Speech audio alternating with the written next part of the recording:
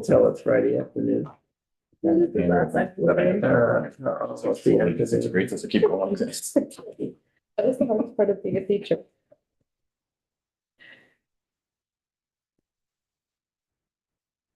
We're live.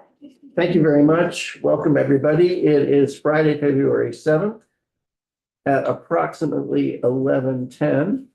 And we have one witness, which you're taking testimony on before lunch, concerning the state housing tax credit program. And this is the House. If you are watching and you see looking for the House Committee on General and Housing, you are in the right place.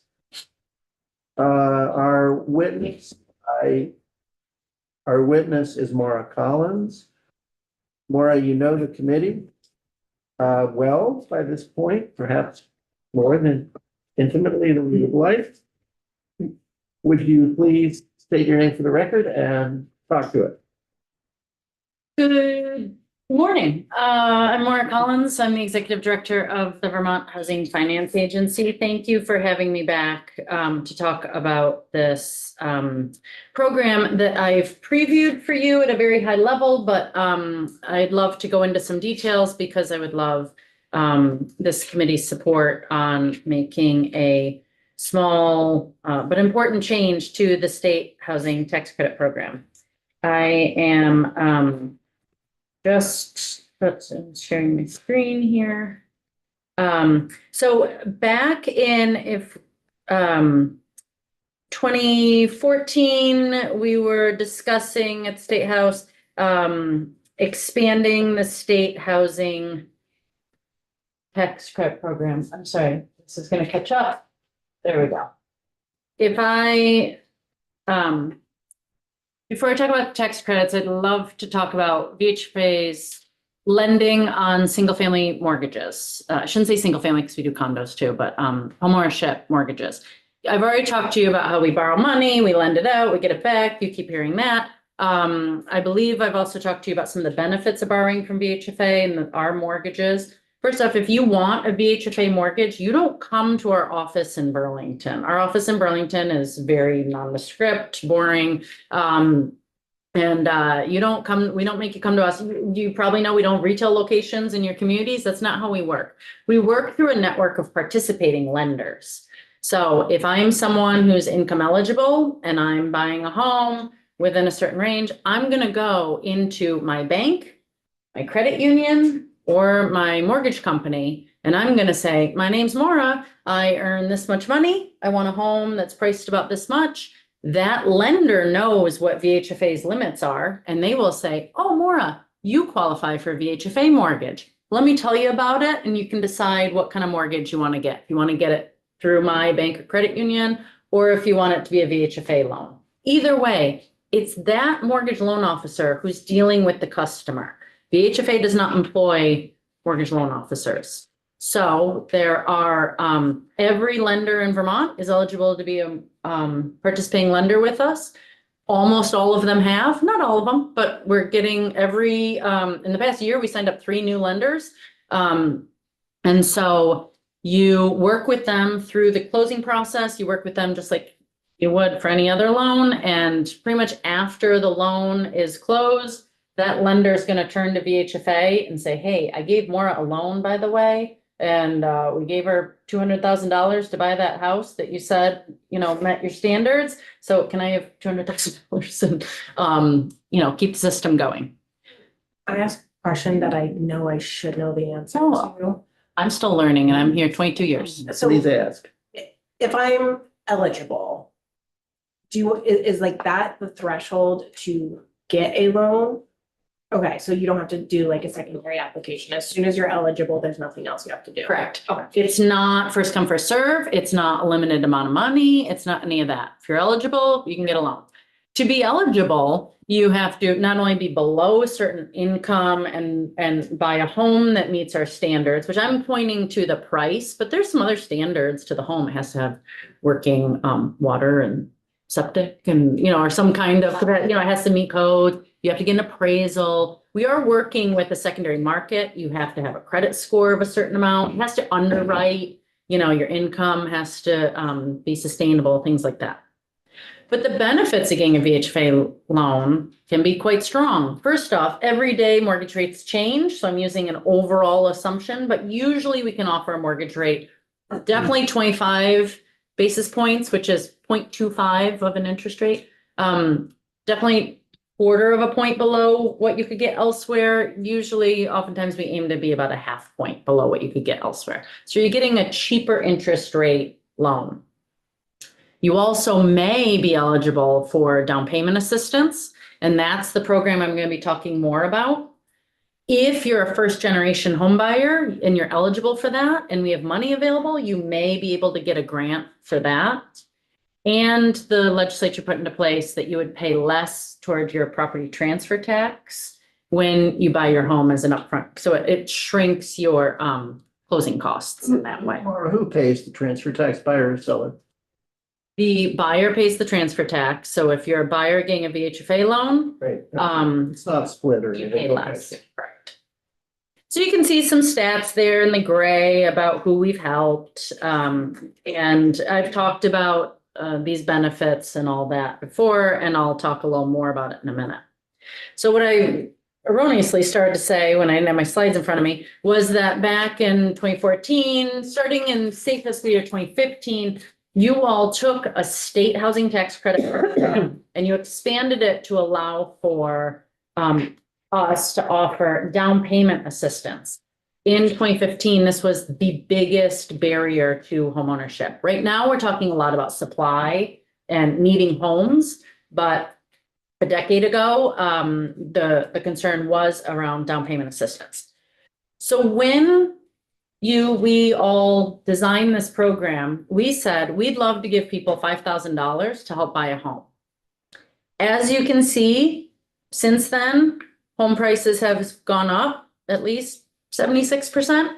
And so the down payment needed has gone up by that much. And so we have had to expand our down payment assistance without asking you all for more money. We've expanded it some. And you can see here the history of what we did.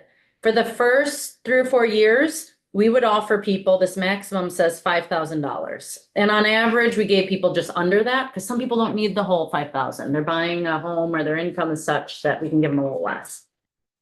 And then for a year or two, because home prices were escalating, we bumped that up to $7,500. Then during the pandemic, starting in 2020, the mortgage market got really skewy. And this is when we started to see the housing market really get traumatized. And we felt an obligation. We need to do everything we can. And we didn't come to you and ask permission because we don't need to, but we were like, I think the legislature wants us to put resources toward this. So we're going to bump the down payment assistance up to $10,000 if you're somewhat higher income within our limitations. And we're going to give you $15,000 if you're very low income. So we're trying to now tier the assistance to where it's needed most based on income. And we did that from 2020 to July of 2024. And so on this pie chart, you can see that most of the outstanding loans we have are still the $5,000 loans. There's a few $7,500 loans. And then this orange slice, that's what we did when we were up in that $10,000 or $15,000 area. But in a minute, I'm going to explain to you why our resources are shrinking and why starting last summer, we've had to curtail this program and go back down to $10,000 as a maximum. And I'll tell you that story in just a second. But first, I've moved forward talking about this down payment assistance without telling you exactly how it works. So this is when you get your mortgage, you get, it's called an assist loan. That's our marketing name for it. You get this DPA, down payment assistance, at that time. And it's a 0% deferred loan with no monthly payments. So we're giving you the $5,000 or $10,000 and you don't have to pay it. And the only time you pay it is when you pay us back. And it covers your down payment or closing costs. And you only pay us back when you are refinancing the mortgage, meaning you're paying off your VHFA mortgage and getting a new loan from someone else. We don't do refis, so you're never going to get a refi from us. or you are selling the home. And so, or you reached your term 30 years from now, which no one's done that yet, you would also pay us back after 30 years. So otherwise, you have the access to that money and you enjoy the access to that home without having to make any payments, and you pay it back later. In statute, the legislature decided that this should go to true first-time homebuyers. Interestingly, the feds have a few ways of defining first-time homebuyer, and it's like, well, if enough time passes, you become a first-time homebuyer again through the magic of statute definitions. But this says, no, you really have to be a true first-time homebuyer. And we require that the borrower has no more than $30,000 in assets. And I think I talked about this before, that would cover their down payment assistance. They'd have to pay their own down payment of that $30,000, but we want people to have a little money left once they bought a home. Because if their boiler breaks a month later, which I know at least one person in this room has had happen, Chad. And if that happens, then they have some savings to pay to have a heating system in their home. We don't want people to spend down all their money when they buy a home. That would be irresponsible lending. So if this is only available to FHA borrowers. I'm just wondering whether the 30,000 liquid assets has changed over time and whether it still aligns, whether that's still a realistic nest egg or whether we should. We have not changed it. And what I'm going to be asking for, if that doesn't happen, we actually are talking that's the thing, we're going to go in the other direction. So I think what you're signaling is, well, we set it at 30,000 back in 2015. Now should people have 40,000? Because if they're paying so much if they're paying 15 grand into a down payment, then really they're only going to have 15 grand left at the end. And they need a little more because a roof is more than 15 grand sometimes. Fair question, but if we can't fix our little funding constraint, we actually are thinking that lowering the asset limit is a way of prioritizing households who need it most because they don't have any other resources but this. But I understand what you're saying. Yeah. I know that we want our dollars to go to the people who need it the most, but there are so many people that need it that otherwise don't end up in housing at all. And if we funnel it so much, we may be missing a lot of people that could actually, have this, be able to sustain home ownership more successfully, maybe. Yeah. I agree. You do have to have a VHFA loan to get access to this program. And also you can combine it with other resources, like I mentioned, the First Gen grant program.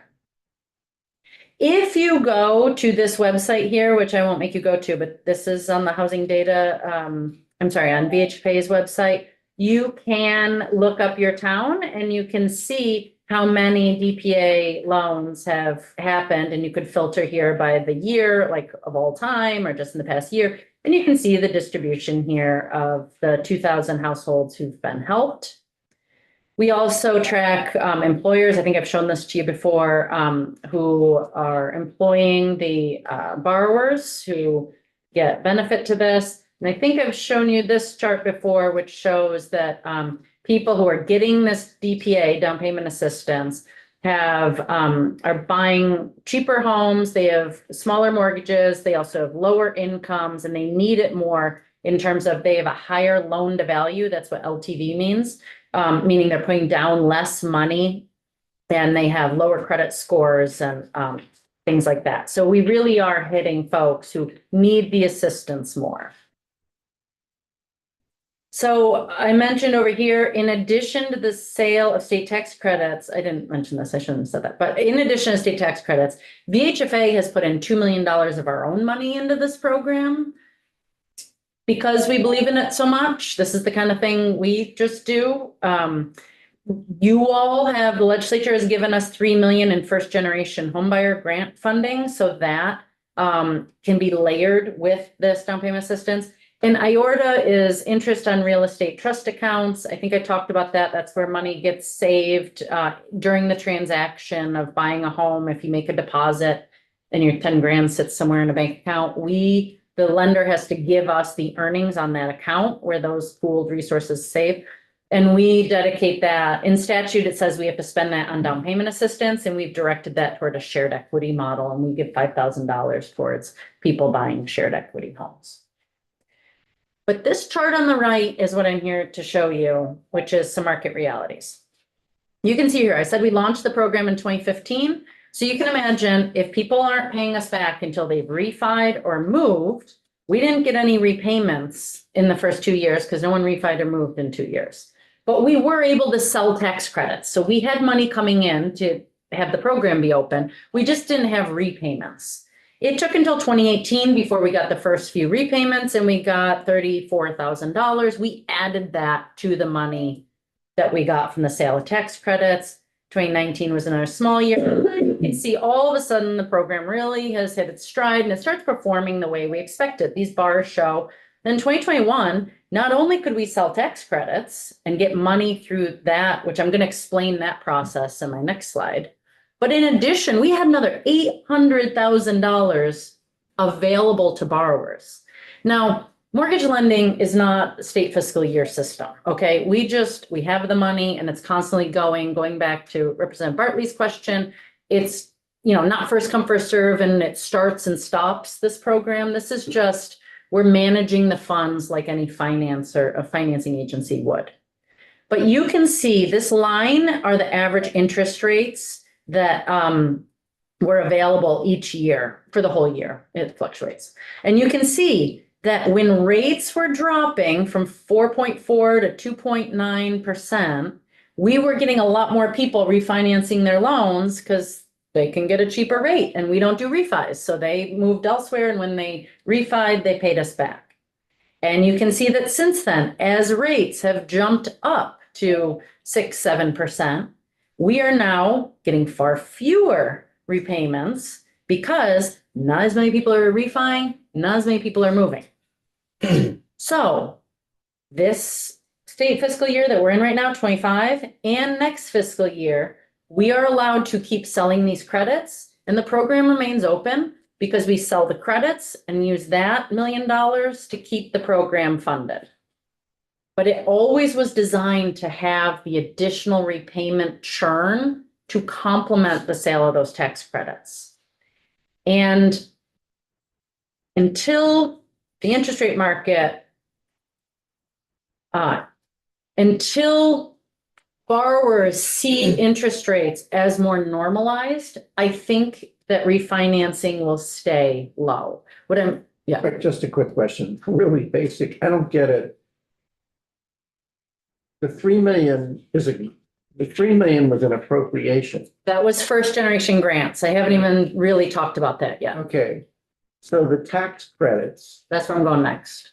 okay. How do we turn that into money? Okay, go ahead. Yeah, it's probably my fault. I could rearrange this order. I'm going to explain to you how I turn tax credits into money, I think on the next slide. I know we've talked generally how you, Yeah. I just don't know, is this specific state tax credits Yeah. programs for down payment assistance and first time home buyer? Yes. Okay, all right. So I'll go there. So the state tax credit program started just supporting the creation of rental housing in the year 2000. And then the legislature expanded it in 2009 and said, you should be able to build homeownership with the sale of some tax credits. So the legislature added some tax credits and said, now housing construction is an eligible use. Then after Tropical Storm Irene, the legislature added more tax credits to the mix and said, now you can do it to replace manufactured homes that are in floodways and have them be more energy efficient. And so that's now an eligible use.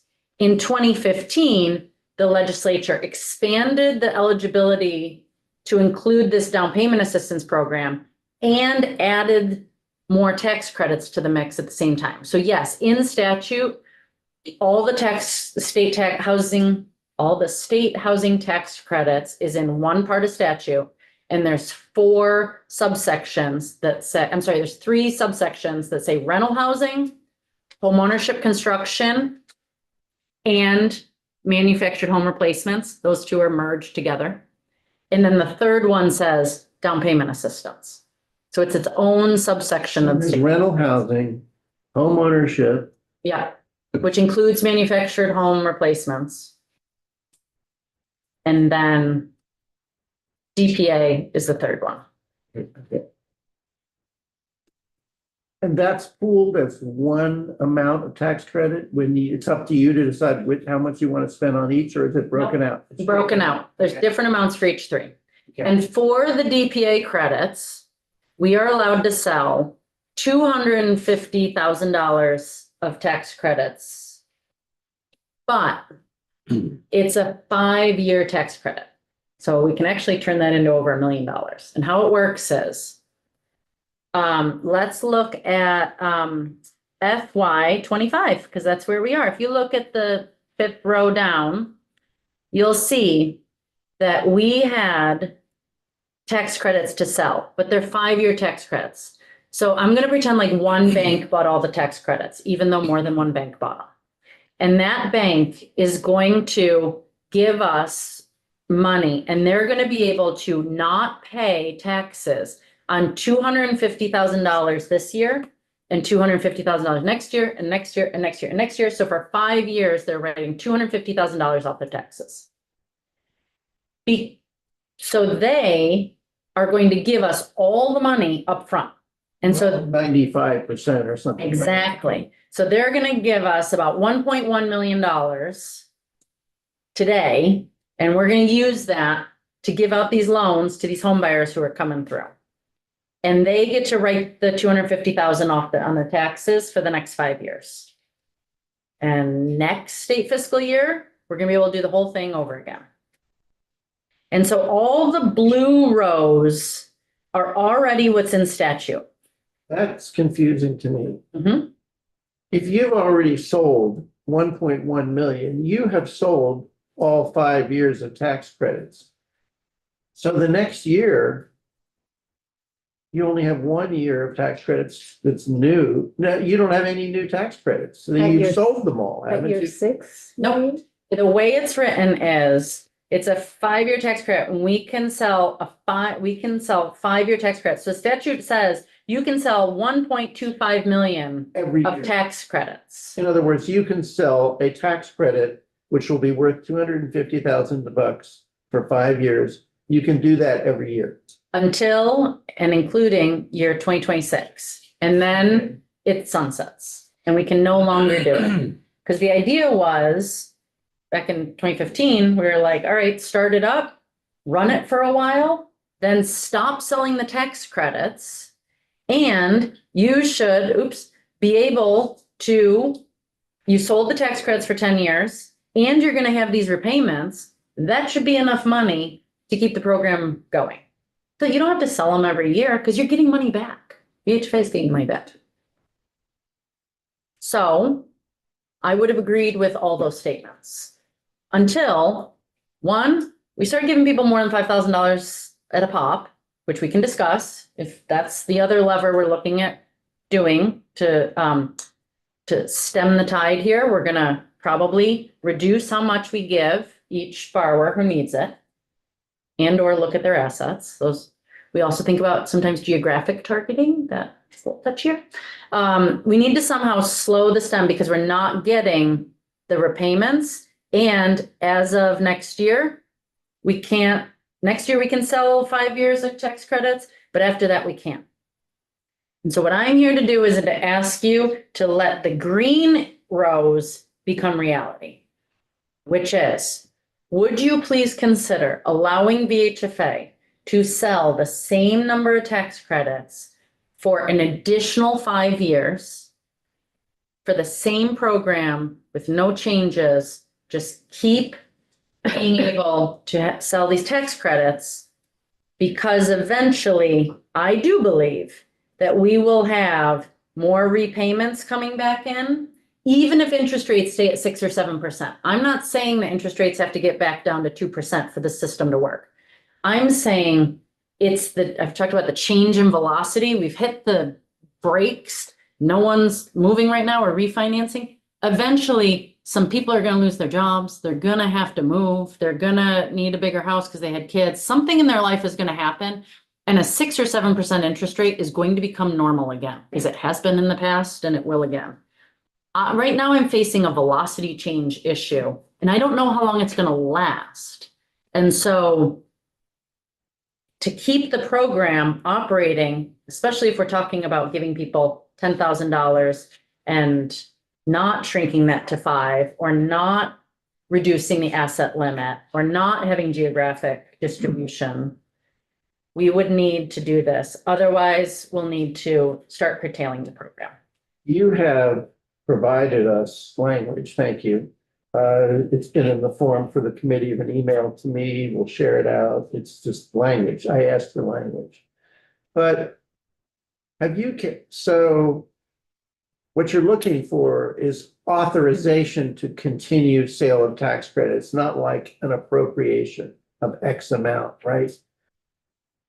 Have you calculated what you would need if you were to increase the $30,000 limit to some larger number, say 50, in light of what's happened to inflation, et cetera, or whether you want to increase it from, is it 15,000? It's 10,000 right now, It's back down to 10. but go back to 15. 15 or 20. I mean, have you figured out what that would involve?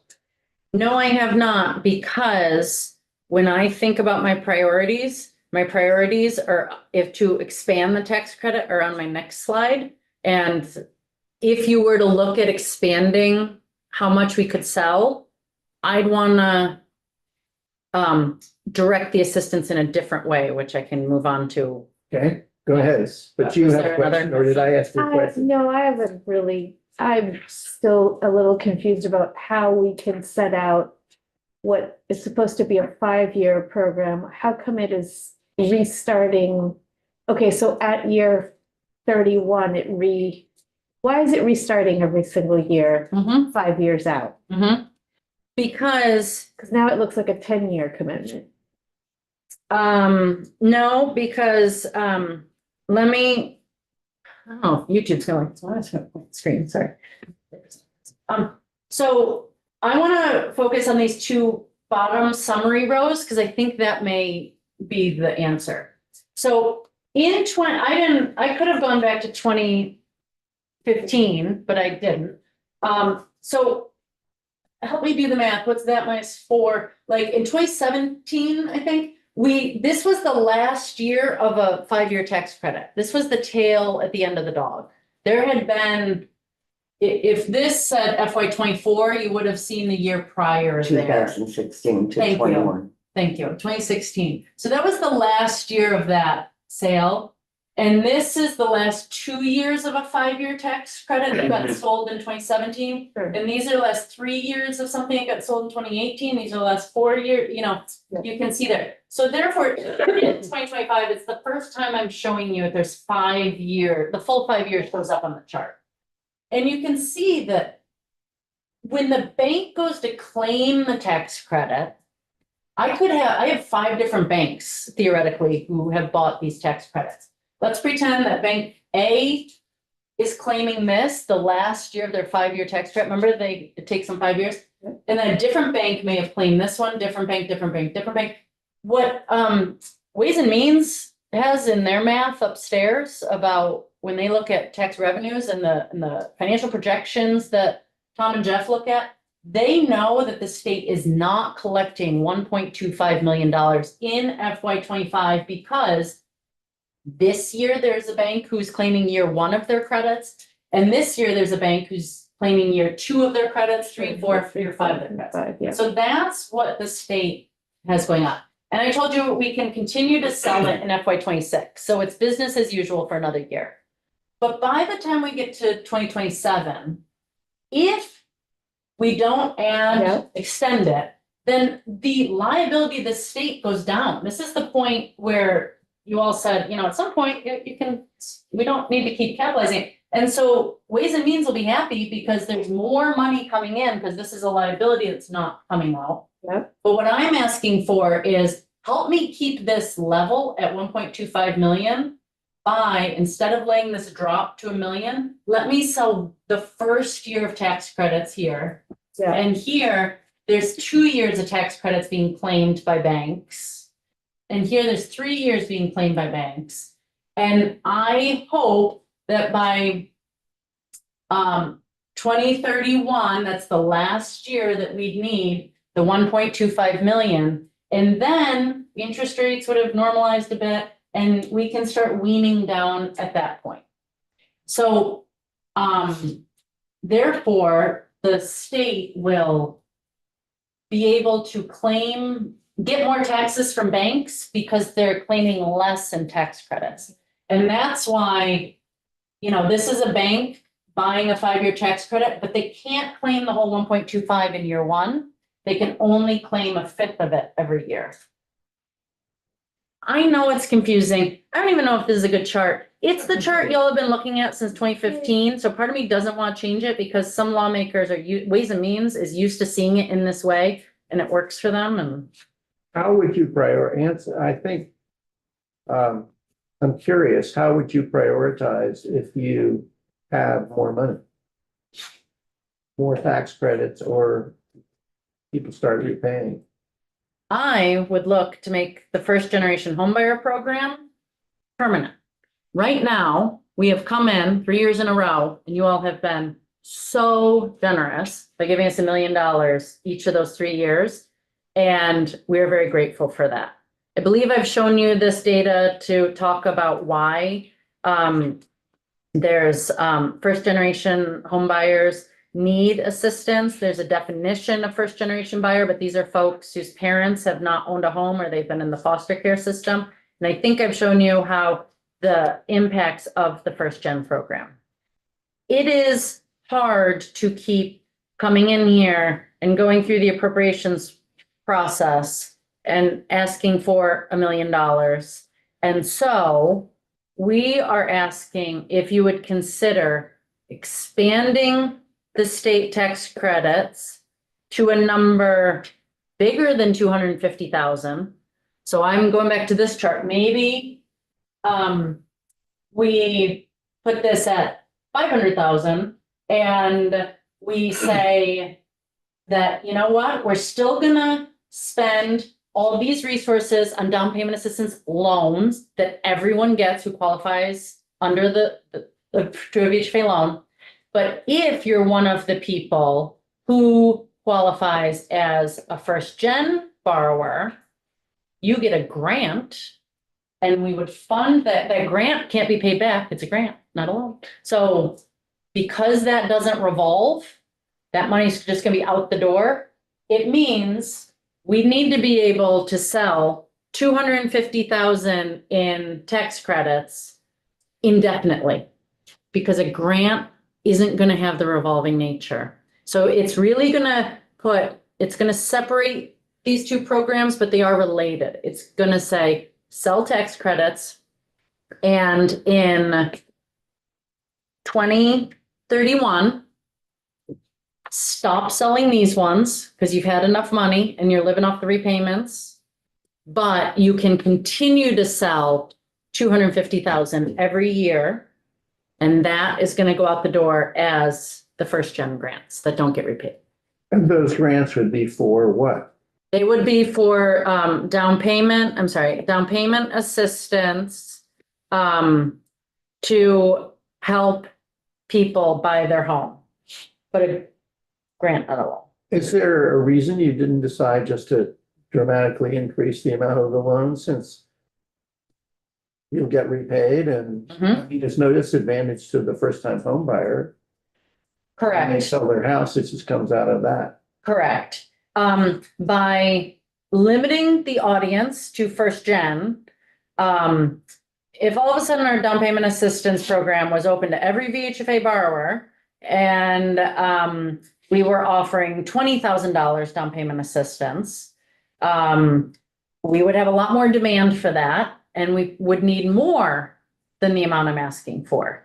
I'm trying to judiciously keep my ask reasonable and meet the needs of this first gen population and not the needs of all first time home buyers. And why I'm prioritizing this population is because of this chart, because we know that there is a racial component to first gen borrowers. And we know that Vermont has a greater gap in the homeownership rate of races than the national averages and all I'm that. with you. I understand that. I just don't understand. This is a 15, so under your approach, if I were a first-time home buyer, I would have access to $10,000 plus a 10,000 0% loan plus a 15,000 grant. Why did you make it a grant as opposed to just telling me I could have $25,000 loan? Because you qualify differently on the mortgage side. When I talk about loan to value, $15,000 of a grant I does see. not get calculated into your loan. Right. And sometimes people don't qualify because you have too much loan compared Right. to the So value of in the home. other words, it would make their applications more attractive It's like because you suddenly it have would be more an assets. asset. It would be an asset going towards, it'd be like true down payment. Right, okay, got it. It's exactly the vacuum of not having been the beneficiary of having some kind of generational It's a inheritance. wealth building tool because someone will walk away with the value of the grant as opposed to Okay. having to pay back the full amount. Or our And- vice chair is taking over. I have to depart. Yep. So thank you very much.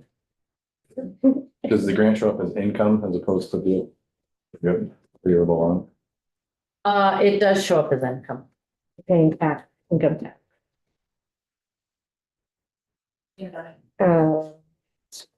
Yes. Or what? So.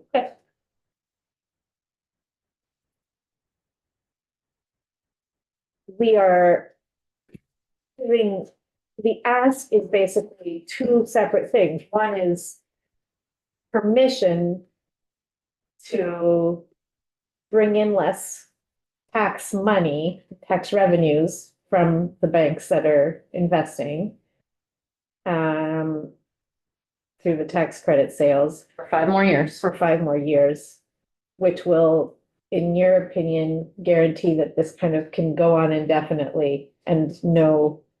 I'm worried about. Or at least 10 years. No.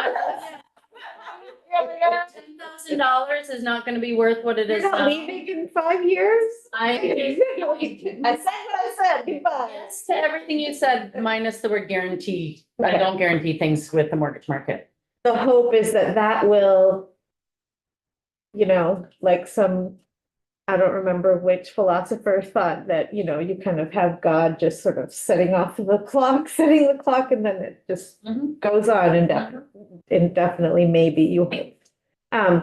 But then for the down payment, it would be how much that you're asking For the first gen? For the first gen down payment? I'd be asking for another 250,000. So I could have put another chart in here where all the green rows say 500,000, or, I want to keep things Those are, separate. but that's the tax credit sale chart. And so what we do is we'd use the tax credit tool to do the same thing. So if I were to create a first gen visual for you, I would put this same chart up, and year 1 would be FY 26. And I would ask for $250,000 of a 5-year tax credit. And it would Yeah, show that through indefinitely, and it would continue on and okay. not have a sunset date. Okay, so it's done through the same mechanism? You're not asking for a separate appropriation, or do we still have to call it an appropriation? No, okay. Using the same mechanism. Thank you. For one reason, VHFA does not get direct appropriations from the state. Even when I've talked about middle income homeownership or rental rolling loan fund or even first gen, we actually are doing all that through an intermediary at the state, DHCD usually, but we've done through AOA and other state agencies. But the tax credits we can just sell because it's in statute saying that. So honestly, it's easier to not have grant agreements with the state and all this, if we can just use the vehicle that we are allowed to use.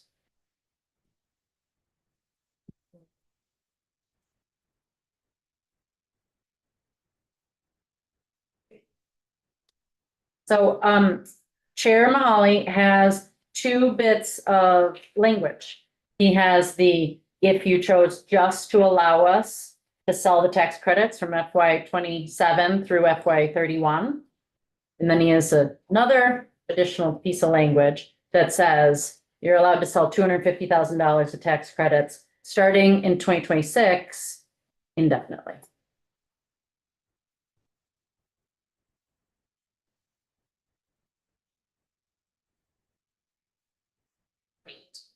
I'm just sensing a little hesitant. Are people following? Are there?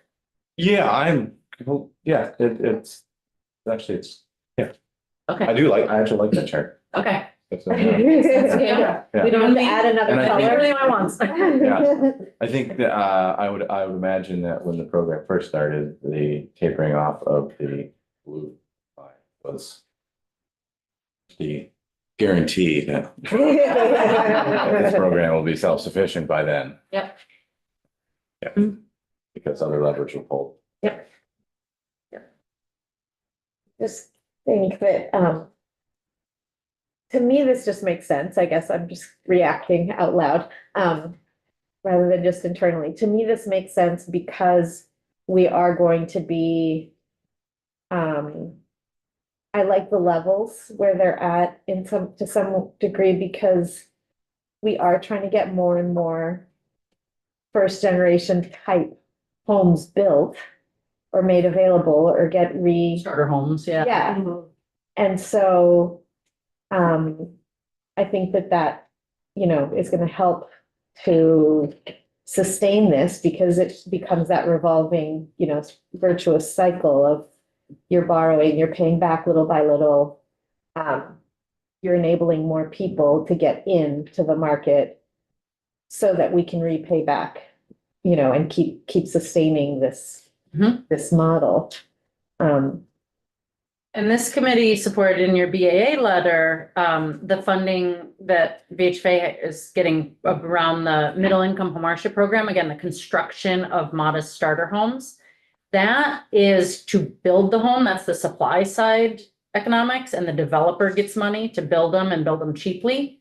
This provides a demand side resource so your constituents can access a program. So if your constituents are not one of the lucky few to get one of the 125 homes that we built under middle income, they could be one of the 2,000 people to get the down payment assistance, and they probably have, as you can see on the chart I showed in the map. You can look up your town. So it does make some economic sense to have something going from both directions. I would say they were built inexpensively. The Yeah, middle not income. necessarily cheap. Oh, did I say cheap? Oh, I should not have said that. Sorry. Yeah. Yeah, they're cheaper. Yeah, that's right. They're more affordable because of the program. Yes, so I do think there are tremendous benefits. Also, I'll just point out, by using those participating lenders, your banks and credit unions and mortgage companies have access to offer this program. They like it. We also have not built an infrastructure of, you don't come to a nonprofit and apply and fill out forms and do extra income verifications. It's in the mortgage lending process. We infuse this into a market-based reality. There is an extra form. You have to sign an affidavit saying you pay us back, but otherwise it's not separate application. It's not a separate, they're just dealing with the mortgage lender, and they see on their statement that they're getting money back. And so that's a benefit. And this program actually began in the Commerce Committee, because when I showed that employer chart, that's where this came from, was there was employers who were saying, my people can't afford to buy homes, they need down payment assistance.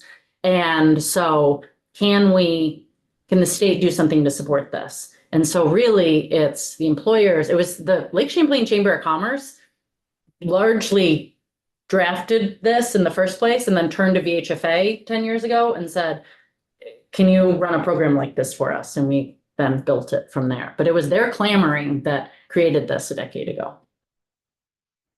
I hope everyone here is clamoring is a good term. I think of it as a good term.